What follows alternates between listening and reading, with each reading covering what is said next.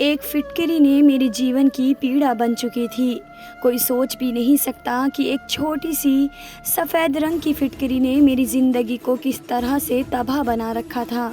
रोज़ाना एक नई फिटकरी मेरा पति घर में लेकर आता और इसे इस तरह से संभाल कर रखता जैसे कि वही ख़जाना हो। वह पागलों की तरह हर आधे घंटे बाद आकर फिटकरी को देखता कि कहीं ख़राब तो नहीं हो गई, कहीं कोई फिटकरी को चोरी करके तो नहीं ले गया, कहीं कोई चीज़ फिटकरी के ऊपर गिर तो नहीं गई। वह बार बार फिटकरी की जगह बदलता था। कभी उसे अलमारी में रखता तो कभी संभाल कर मेज़ के अंदर, कभी उसके बेड के नीचे संभाल कर रखता तो कभी किचन के कैबिनेट में छुपा कर रखता। मैं सोच सोच कर पागल हो रही थी कि आखिर इस एक फिटकरी में ऐसा क्या था जिसकी मेरे पति को इतनी परवाह थी। शादी की पहली रात जब मैं दुल्हन बनकर इस घर में आई, तब भी मेरे पति के हाथ में यही फिटकरी थी। मुझसे थोड़ी सी बात करने के बाद वह फिटकरी को लेकर बाथरूम में चला गया और ऐसा गया कि उसे बहुत वक्त लग गया और मैं उसका इंतज़ार करती हुई सो गई। सुबह मेरी आँख खुली तो तब भी वह मुझे बिस्तर पर नज़र नहीं आया।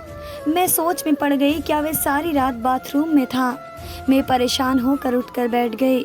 मैंने देखा कि वह बाथरूम से निकला है और उसके हाथ में वही शॉपर है जिसके अंदर फिटकरी थी। मेरा पति बहुत देर तक फिटकरी के साथ बाथरूम में बंद रहता और बोलता सारी कसर पूरी हो गई और मैं शर्मिंदा हो जाती कि कैसी कसर पूरी हो गई। वह दिन था और आज का दिन था। मेरी शादी को 1 महीना हो गया और ये फिटकरी थी जिसका किस्सा ख़त्म होने का नाम ही नहीं ले रहा था। वह बार बार बाथरूम जाता और फिर फिटकरी का वह शॉपर जाते हुए और बाहर आते हुए उसके हाथ में होता। बाथरूम से पानी गिरने की आवाज़ आती और जब ज़्यादा वक्त बाथरूम में लगता तो बहुत खुश होकर बाहर निकलता। मैं तो अजीब सी उलझन का शिकार थी। मैं किसी से कुछ कह भी नहीं सकती थी। यह राज जानने के लिए एक रात मैंने बाथरूम की खिड़की से देखा तो मुझे चक्कर आ गए, क्योंकि मेरा पति उस फिटकरी से काम ही ऐसा कर रहा था। मेरा नाम शिल्पा है। मेरे माँ बाप ने बड़ी प्यार मोहब्बत से मेरा ये नाम रखा था, क्योंकि उनके घर औलाद नहीं थी।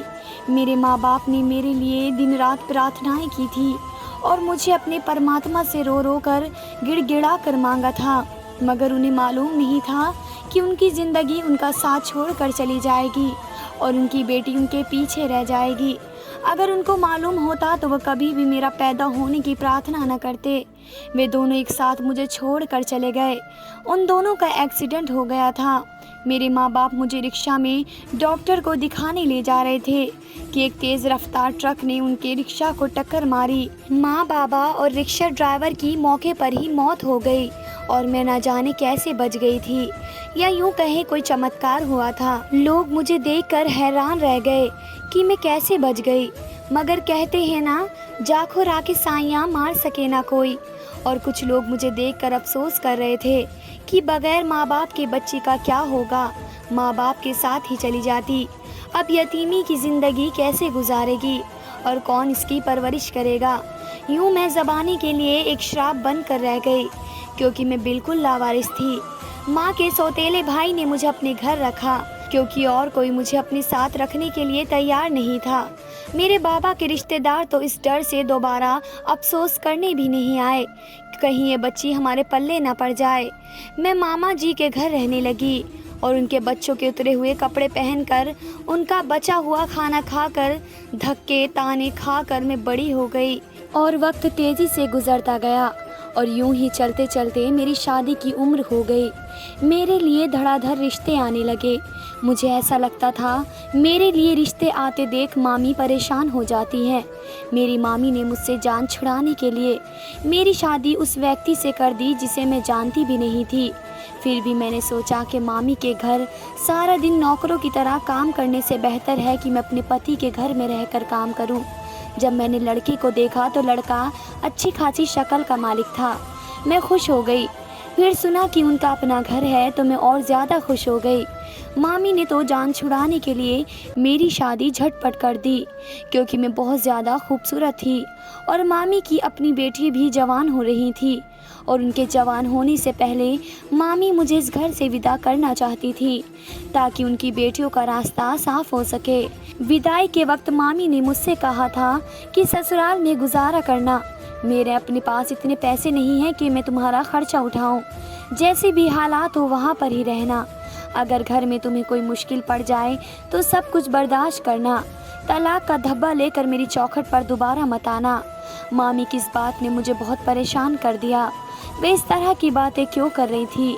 अभी तो मेरी विदाई भी नहीं हुई थी और वे तलाक तक पहुंच गई थी। आखिर क्यों? क्या लड़कों में कोई मसला था या घर वाले कुछ गड़बड़ थे? मेरे दिमाग में अजीब किस्म के ख्यालात आने लगे और उन्हीं ख्यालात को दिमाग पर सवार करते हुए जब मैं इस घर में विदा होकर आई तो शादी की पहली रात ही मुझे अंदाज़ा हो गया कि मामी इस तरह की बात क्यों कर रही थी। जिस लड़की के पति ने शादी की पहली रात ही उसके साथ बिताने की बजाय बाथरूम में गुजारी हो तो उसकी दिमागी हालत कैसी होगी। शर्म के मारे तुम अपने पति से सवाल भी नहीं कर सकती थी। मैं नई नवेली दुल्हन थी, भला कैसे उनसे ये बात कह सकती थी? उन्होंने ऐसा क्यों किया? मैंने सोचा कि मैं तो सो जाती हूँ, हो सकता है कि वे भी आकर सो गए हो और सुबह दोबारा से बाथरूम गए हो। यही सोचकर मैंने अपने आप को तसल्ली दी थी, लेकिन मेरी ये तसल्ली किसी काम न आई। जब रोज़ाना इस तरह के अजीबोगरीब किस्म के काम मेरा पति करने लगा। 1 महीना पूरा हो गया और मेरी सास ने पोते की रट शुरू कर दी। मेरी सास को तो ये भी नहीं मालूम था कि इस 1 महीने में उसके बेटे ने मुझे किसी किस्म का कोई संबंध ही नहीं बनाया। उनका बेटा तो ना जाने किन कामों में बिजी था और मैं शर्म के मारे किसी से ये बातें भी नहीं कर सकती थी। 1 महीने बाद मैं मामी के घर उनसे मिलने गई तो मामी मुझे देखकर परेशान हो गई और एकदम से सवाल किया कि मैं घर छोड़कर तो नहीं आई हूँ। मामी के सवाल पर मैंने हैरत से उसे देखा। मेरी विदाई के वक्त भी उनका यही रवैया था और 1 महीने बाद मैं उनसे मिलने आई हूँ, तब भी वे मुझे अजीबोगरीब बातें कर रही हैं। मैंने उनसे कहा कि नहीं, मैं सिर्फ उनसे मिलने आई हूँ। मुझे उनकी बात से बहुत दुख पहुँचा था। मैंने सारा बचपन और लड़कपन इस घर में गुजारा। मुझे इस घर से मोहब्बत थी। क्या मेरा इतना हक भी नहीं था कि मैं इस घर में उनसे मिलने के लिए आऊँ? मैं मायूस होकर वापस चली गई और कमरे में आ गई। अभी मैं सोचते हुए कपड़े सेट कर रही थी कि एकदम मेरे कमरे का दरवाज़ा खुला। मैं आने वाले की तरफ देखना भी नहीं चाहती थी। समझ चुकी थी कि कौन आया होगा, इसलिए खामोशी से अपने काम में बिजी रही। मेरा पति हमेशा की तरह कमरे में आते ही फिटकिरी उठाकर बाथरूम में चला गया। ऐसा लगता था मेरा पति कमरे में इसलिए ही आता है कि फिटकिरी उठाकर बाथरूम में जाए। उसे मैं नज़र नहीं आती थी। मेरा वजूद उसके लिए कुछ नहीं था। उसे अपनी दुल्हन से ज़्यादा फिटकिरी से मोहब्बत थी। कभी सोचती थी कि चुप रहूं और अपनी किस्मत का लिखा समझकर अपने नसीब के साथ समझौता कर लूं, लेकिन फिर अगले पल ख्याल आता, मैं क्यों चुप रहूं? चीख चीख कर पति का सच दुनिया को क्यों ना बताऊं? मगर ऐसा मैं ख्यालों में भी नहीं कर सकती थी। हकीकत में मुझे परेशान होने के अलावा और कोई दूसरा काम नहीं आता था। अब मैंने खुद को घर के कामों के लिए सौंप दिया। अब मेरा काम सारा दिन किचन में बर्तन धोना, खाना बनाना और नौकरानी ही बनकर रह गई। फिर मैंने सोचा कि इस तरह से काम नहीं बनेगा, मुझे अपने पति से बात करनी होगी। दबे दबे शब्दों में मैंने उनको बता दिया कि उनकी माँ को पोते की ख्वाहिश है। तो मेरी बात सुनकर मेरे पति को करंट लग गया। उन्होंने फ़ौरन मुझे कहा, अभी ऐसा मुमकिन नहीं है।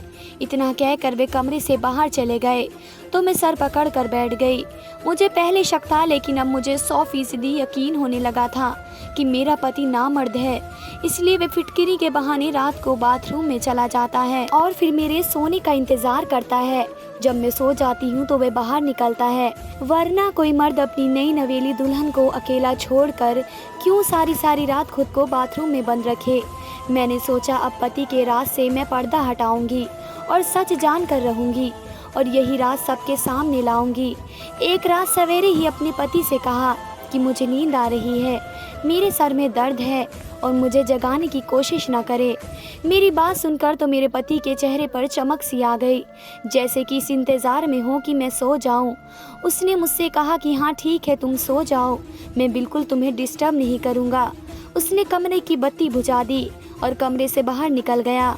ये सच था कि मैं जल्दी ही नींद की आगोश में चली जाती थी, क्योंकि सारा दिन काम करती रहती थी और थकान से चूर होकर जब बिस्तर पर सोने के लिए जाती तो फौरन ही मुझे नींद आ जाती। मैं बहुत कोशिश करती कि मैं जागती रहूं, लेकिन मेरा नींद पर कोई बस न चलता। आज मैंने चालाकी ये की कि दिन को जब मेरा पति घर पर नहीं था तो मैंने उससे कहा मेरे सर में दर्द है, मैं सोना चाहती हूँ। तो उन्होंने कहा ठीक है, आज का काम देवरानी कर लेगी। मेरी सास को लगा शायद मैं उम्मीद से हूँ, इसलिए उन्होंने मुझे सोने को कहा, वरना मुझे आराम का मौका कहाँ मिलने वाला था। मैंने अपनी नींद दिन में ही पूरी कर ली। मैं जी भर के सोई ताकि मैं रात को देर तक जागती रहूं। मैं तकरीबन 2 घंटे तक अपने पति का इंतजार करती रही। 2 घंटे बाद मेरा पति कमरे में दाखिल हुआ तो मैं सोने का नाटक करने लगी। मैंने देखा कि वे फिर वही फिटकरी वाला शॉपर उठाकर बाथरूम की तरफ जाने लगा। जब उसने बाथरूम का दरवाज़ा बंद किया तो मैं फौरन उठ गई। मुझे खौफ नहीं था कि वह बाहर आएगा, क्योंकि मुझे पता था कि अब वह काफ़ी देर तक बाहर आने वाला नहीं था। मैं घर के पिछले हिस्से की तरफ से चोरों की तरह चली गई, जहाँ पर बाथरूम की खिड़की थी, लेकिन खिड़की थोड़ी ऊंचाई पर थी और मेरा कद छोटा था। मैं फिर से कमरे में गई और वहाँ से घर में रखे ड्रेसिंग के सामने एक छोटा सा स्टूल पड़ा हुआ था। मैंने वो स्टूल उठाया और बाहर आ गई। उस वक्त रात के 12 बज रहे थे और सब घर वाले सो चुके थे। किसी की भी नज़र मुझ पर नहीं पड़ सकती थी, मगर मुझे फिर भी बहुत डर लग रहा था। खौफ से मेरे पैर कांप रहे थे। मैं वो स्टूल उठाकर खिड़की के करीब आई और स्टूल पर चढ़कर देखने लगी। आखिर मेरा पति इतनी देर तक करता क्या है?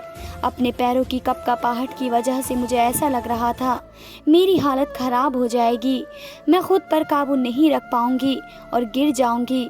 मैंने अपने अंदर हिम्मत पैदा की और टेबल के ऊपर चढ़ गई, लेकिन जैसे ही मैंने बाथरूम की खिड़की से झांका तो सामने का मंजर देखकर मेरी आंखों के सामने अंधेरा छाने लगा। मैं टेबल से गिरते गिरते बची। ये मेरा पति कैसा काम कर रहा था फिटकिरी के साथ? आखिर इसका दिमाग ठीक तो था। मैंने बहुत मुश्किल से खुद को संभाला और वापस कमरे में आ गई। मेरी आंखों से लगातार आंसू बह रहे थे और मैं बिस्तर में छुपकर फूट फूट कर रोने लगी। आज मेरे पति की असलियत मुझ पर खुल गई थी। आज तक मेरा पति मेरे करीब क्यों नहीं आया था? मैं समझ गई थी कि यही वजह थी जिसकी वजह से मेरा पति अब तक मुझसे दूर भाग रहा था।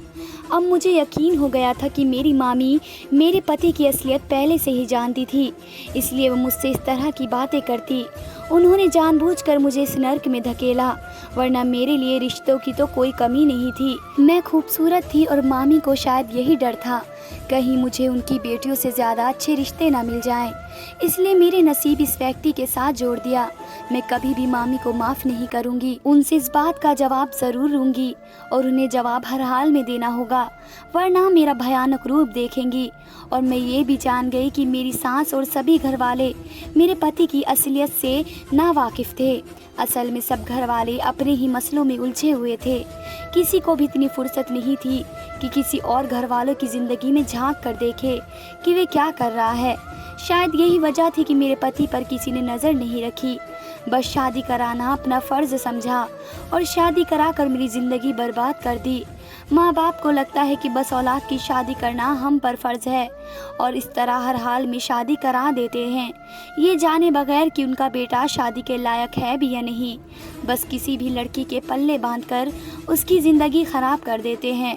लड़का बदनामी के डर से किसी को बताता तक नहीं कि मैं नामर्द हूँ, शादी के काबिल नहीं हूँ। इसी वजह से मुझ जैसी लावारिस लड़कियाँ दर दर की ठोकरें खाकर ऐसे आदमियों का नसीब बन जाती हैं और उम्र भर लब सी कर बैठ जाती हैं।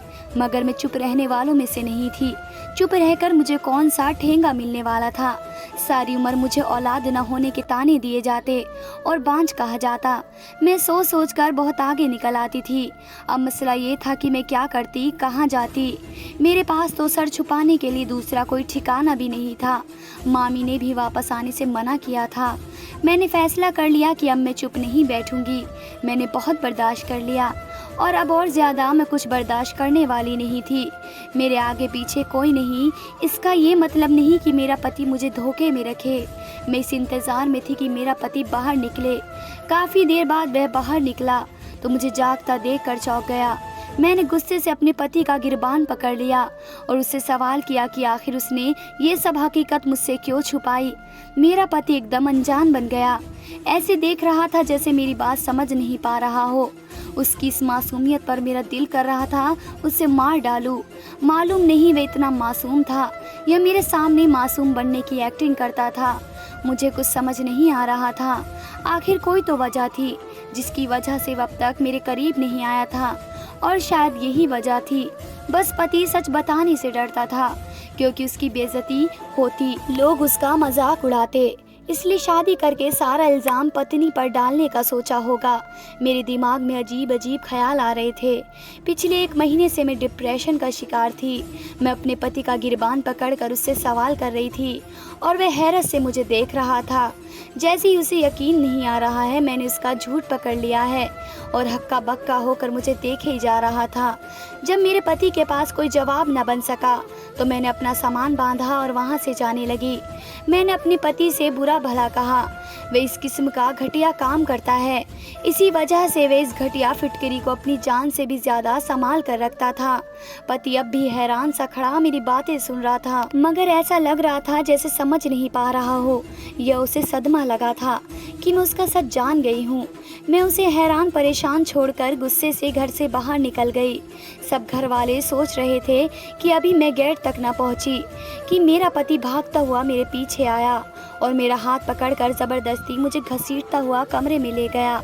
मैंने चिल्लाने की कोशिश की तो उसने अपना एक हाथ मेरे मुंह पर लग दिया और मुझे खामोश रहने का बोलता रहा। मुझे कमरे में पटक कर दरवाज़ा अंदर से लॉक कर दिया। मुझे बहुत गुस्सा आया। मैं एकदम दरवाजे की तरफ भागी, मगर उसने फिर मुझे पकड़कर बेड पर बैठा दिया और बोला, ये क्या तमाशा लगा रखा है? एक बार शांति से बैठकर मेरी बात सुनो।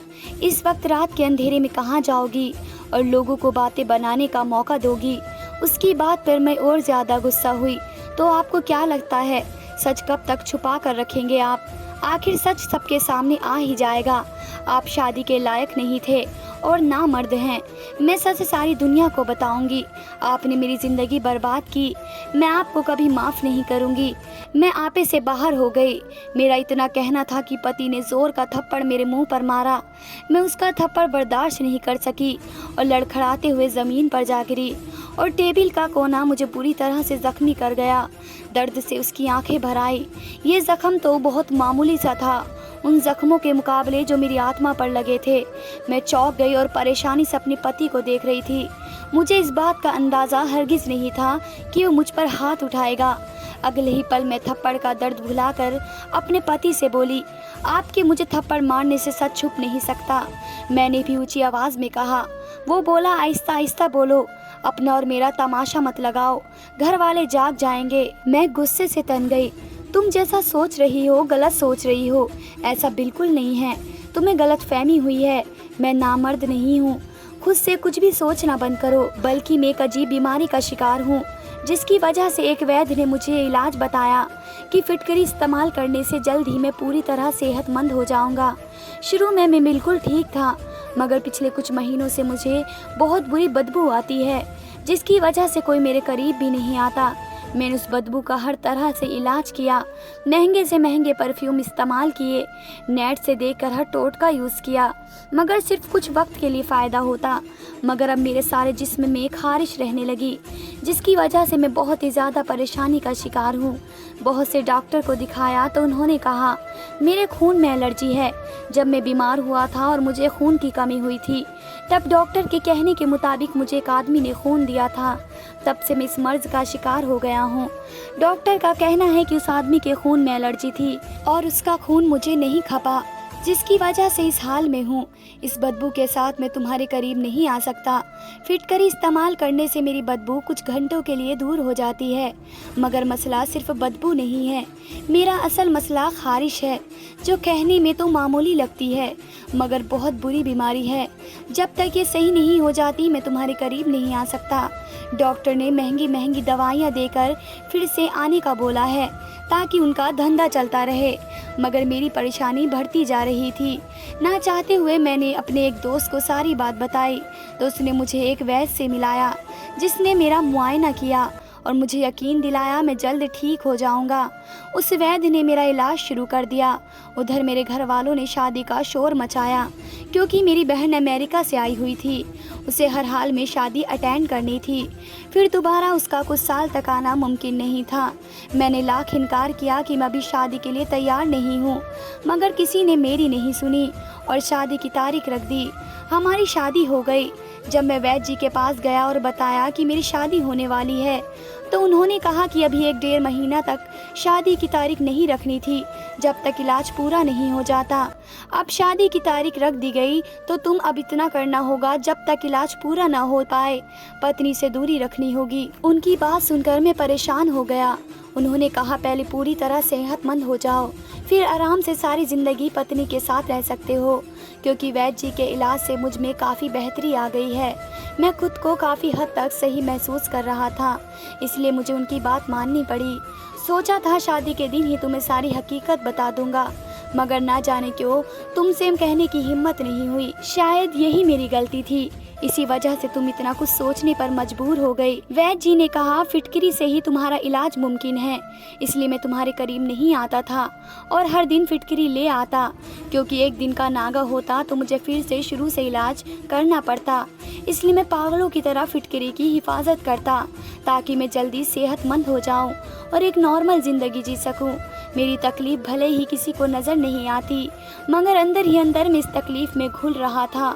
मैं तुमसे माफ़ी मांगता हूँ कि मैंने तुम पर हाथ उठाया। मेरा पति बहुत शर्मिंदा लग रहा था। मुझे उसकी बात पर यकीन आ गया, क्योंकि इसकी आंखों और चेहरे पर सच्चाई झलक रही थी। मैंने पति से कहा आप मुझे पहले ही बता देते तो मैं 1 महीने से इस परेशानी में ना होती। मुझे तरह तरह के वहम सताने न लगते, और आपकी कुछ हरकतें ऐसी थी जिसकी वजह से मुझे लगा आप मुझे धोखा दे रहे हैं और कुछ गलत कर रहे हैं। मैं भी आपसे माफ़ी मांगती हूँ। मैंने भी शर्मिंदा होकर अपने पति से माफ़ी मांगी और उन्हें यकीन दिलाया कि मैं आपके साथ हूँ जब तक आप पूरी तरह सेहतमंद नहीं हो जाते। वह दिन है और आज का दिन ऊपर वाले का करम है, मेरा पति बिल्कुल सेहतमंद हो गया और हम एक अच्छी खुशगवार जिंदगी गुजार रहे हैं। कभी कभी हमें अपने जज्बात को साइड में रखकर सच्चाई जानने की कोशिश करनी चाहिए। ज़रूरी नहीं जो हम देख और सोच रहे हो वही सच हो। बहुत सी ऐसी छोटी छोटी गलतफहमियां कई घर बर्बाद कर देती है। ऊपर वाले से प्रार्थना है कि हम सबको सोचने समझने और वक्त पर सही फैसले करने की हिम्मत और समझ दे। धन्यवाद दोस्तों।